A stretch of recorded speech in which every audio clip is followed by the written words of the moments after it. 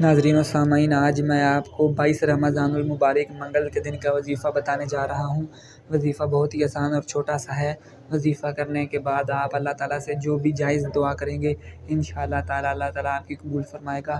پھر چاہے آپ اپنے جائز کاروبار میں برکت کے لیے دعا کریں، آپ کی کوئی نوکری نہیں ہے، آپ جاب کی تلاش میں ہیں، آپ اس کے لیے دعا کریں، انشاءاللہ تعالیٰ اللہ تعالیٰ آپ کو جائز نوکری جلد عطا فرمائے گا۔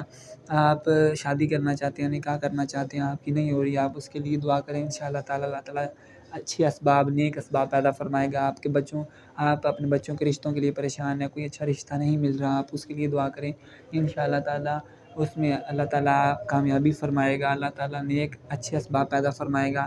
آپ کے بچے آپ کی فرمانبردار نہیں ہیں، آپ انہیں فرمانبردار بنانے کے لیے دعا کریں۔ اس کے علاوہ جو بھی آپ کی جائز حاجات ہیں، جائز آپ کی دعائیں ہیں، اگر آپ یہ وظیفہ کرنے کے بعد ان جائز حاجات کی تکمیل کے لیے دعا کرتے ہیں انشاءاللہ تعالیٰ اللہ تعالیٰ آپ کی قبول فرمائے گا۔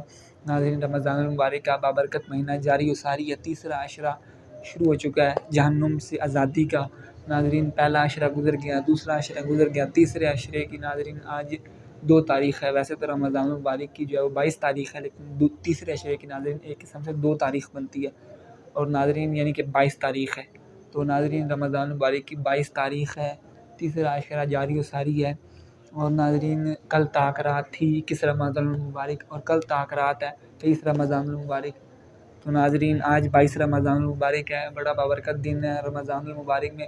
جب رمضان المبارک کا تیسرا عشرہ آتا تو رسول اللہ صلی اللہ علیہ وآلہ وسلم اپنی کمر کس لیتے، اور صحابہ کرام رضی اللہ تعالیٰ عنہ مجمعین سے فرماتے کہ تم بھی اپنی کمر کس لو۔ ناظرین، یہ بڑا بابرکت مہینہ ہے، بڑا فضیلت والا مہینہ ہے۔ ناظرین، رمضان المبارک کے بابرکت مہینے میں لوگ اعتکاف بیٹھتے ہیں، جو کہ بیٹھنا بھی چاہیے۔ اعتکاف ناظرین سنت کفایہ ہے۔ اگر ناظرین پورے محلے میں، پوری ایک میجورٹی میں، پورے علاقے میں کوئی بھی اعتکاف نہیں بیٹھتا تو سارے محلے والے گناہ گار ہوتے ہیں، سارے علاقے والے گناہ گار ہوتے ہیں، کیونکہ ناظرین یہ سنت کفایہ ہے، اور اگر ایک دم سے پورا محلہ، پوری میجورٹی سنت کفایہ کو چھوڑ دے تو سارے محلے والے گناہ گار ہوتے ہیں۔ ناظرین، اس کی میں آپ کو چھوٹی سی مثال دے دوں، جس طرح نماز جنازہ وہ فرض کفایہ ہے۔ اگر کسی کا انتقال ہوتا ہے تو اس کا نماز جنازہ 50-60 لوگ، ایک علاقے کے لوگ پڑھ لیتے ہیں، تو ناظرین یہ پھر کسی پر بھی گناہ نہیں ہوگا پورے علاقے والوں میں۔ لیکن اگر لوگ اس کا نماز جنازہ نہیں پڑھتے، اسی طرح دفنا دیتے ہیں، تو پورے علاقے والے گناہ گار ہوں گے، کیونکہ ناظرین وہ فرض کفایہ ہے، اس کا پڑھنا ضروری ہے۔ ناظرین، اگر اسے چھوڑتے ہیں، کوئی بھی نہیں پڑھتا، ناظرین چھوڑتے ہیں تو اس کا گناہ جو ہے وہ پورے علاقے والوں کو جائے گا، پورے علاقے والوں کو اس کا گناہ جائے گا، یہ فرض کفایہ ہے۔ اسی طرح ناظرین یہ اعتکاف سنت کفایہ ہے۔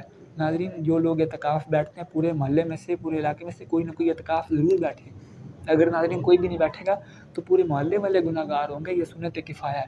اور ناظرین اس طرح کے اہم مسائل ہمارے بچوں کو نہیں پتہ، اگر ان سے پوچھا جائے تو بچے کرکٹر کے نام بتاتے ہیں، سیلیبریٹیز کے نام بتاتے ہیں، سپر سٹارز کے نام بتاتے ہیں، یوٹیوبرز کے اور ولاگرز کے، جو اپنی ماؤں بہنوں کو دکھا کر، بیویوں کو دکھا کر، بیٹیوں کو دکھا کر پیسے کما رہے ہیں، ان کے نام بتاتے ہیں، ان کے نیمز، ان کے نام بتاتے ہیں، وہ کہاں رہتے ہیں انہیں وہ بھی پتہ ہے، ان کے بچوں میں کیا رکھا ہے انہیں وہ بھی پتہ ہے۔ ناظرین، یہ ہمارے بچوں کی تربیت ہو رہی ہے، جو کہ بالکل بھی ٹھیک نہیں ہے۔ اگر آپ اپنے بچے کو درس نظامی پڑھاتے ہیں، وہ کوئی امام بن جاتا ہے، ایک عالم بن جاتا ہے، حافظ بن جاتا ہے، قاری بن جاتا ہے، تو ناظرین وہ آپ کے لیے، وہ آپ کا ادب بھی کرے گا، وہ آپ کا احترام بھی کرے گا، اور ناظرین وہ جب آپ اس دنیا سے چلے جائیں گے وہ آپ کو جو ہے وہ قرآن پاک بھی پڑھ کے بخشے گا، اور ناظرین زیادہ نہیں تو روز کا آپ کو ایک سپارہ بخش دے گا، کیونکہ ناظرین وہ دین جانتا ہے، اسے دین کا پتہ ہے۔ لیکن دوسری طرف جو لبرل قسم کے لوگ ہیں، جو دین کو نہیں سمجھتے، اور ناظرین انہیں ان چیزوں کا کیا پتہ، اسی لیے ناظرین اپنے بچوں کو درس نظامی کروائیں، قرآن مجید کا حافظ بنائیں، قرآن مجید کا قاری بنائیں، عالم بنائیں۔ ناظرین بچے جو ہیں وہ سپر سٹارز کے نام بتاتے ہیں، سیلیبریٹیز کے نام بتاتے ہیں، کرکٹرز کے نام بتاتے ہیں۔ ناظرین اگر ان سے پوچھا جائے کہ حضرت سیدنا بلال حبشی رضی اللہ تعالیٰ عنہ کی والدہ کا کیا نام تھا، نہیں پتہ۔ اور ناظرین یہ تو میں نے مشکل سوال پوچھ لیا، اگر میں پوچھوں شیر خدا مولا علی رضی اللہ تعالیٰ عنہ کی والدہ کا کیا نام تھا، تو اکثر لوگوں کو، بعض لوگوں کو ناظرین وہ بھی نہیں آتا ہوگا، بعض لوگوں کو مولا علی رضی اللہ تعالیٰ عنہ کی والدہ کا نام بھی نہیں آتا ہوگا۔ کرکٹر کے بچوں کو نام پتہ ہے۔ ناظرین اگر پوچھیں گے کہ حضرت سیدنا ابو بکر صدیق رضی اللہ تعالیٰ عنہ کی والدہ کا کیا نام تھا، ان کے والد کا کیا نام تھا، نہیں پتہ۔ حضرت عمر فاروق رضی اللہ تعالیٰ عنہ کی والد کا کیا نام تھا، نہیں پتہ۔ حضرت عثمان غنی رضی اللہ تعالیٰ عنہ کی والد اور والدہ کا کیا نام تھا، نہیں پتہ۔ بعض لوگوں کو نہیں پتہ۔ ناظرین یہ اہم مسائل جو ہیں، یہ جو اہم باتیں ہیں، یہ بچوں کو سکھائیں، وضو کے مسائل انہیں بتائیں، غسل کے مسائل بتائیں، تیمم کس طرح کرنا ہے، کس طرح تیمم ہوتا ہے، اور ناظرین کس صورت میں تیمم کیا جاتا ہے، وہ سب بتائیں۔ اس طرح جو دین کے اہم مسائل ہیں وہ بچوں کو بتائیں۔ ناظرین بچوں کو قرآن مجید کے حافظ بنائیں، قاری بنائیں، درس نظامی پڑھائیں۔ میں یہ نہیں کہہ رہا کہ آپ اسکول چھڑوا دیں، وہ بھی پڑھائی وہ دنیاوی ضروری ہے، لیکن ناظرین اصل تو دینی ہے، اصل تو ناظرین آخرت ہے، دنیا تو عارضی ہے۔ تو دنیا میں رہنے کے لیے آپ بچوں کو پڑھائی کروائیں۔ میں اس کو کنڈیم نہیں کر رہا، اس کے خلاف نہیں بول رہا، پڑھائی آپ دنیا کی کروائیں۔ دنیا میں وہ پڑھتا ہے، جو بھی دنیا کی تعلیم ہے وہ اسے دلوائیں، لیکن ناظرین اس کی جو ہے دینی تعلیم، اس پر بھی غور کریں، زیادہ فوکس دینی تعلیم پر کریں۔ ناظرین دینی تعلیم زیادہ ضروری ہے، آخرت میں دینی تعلیم نے کام آنا ہے، آخرت میں سب سے پہلے نماز کا سوال ہوگا۔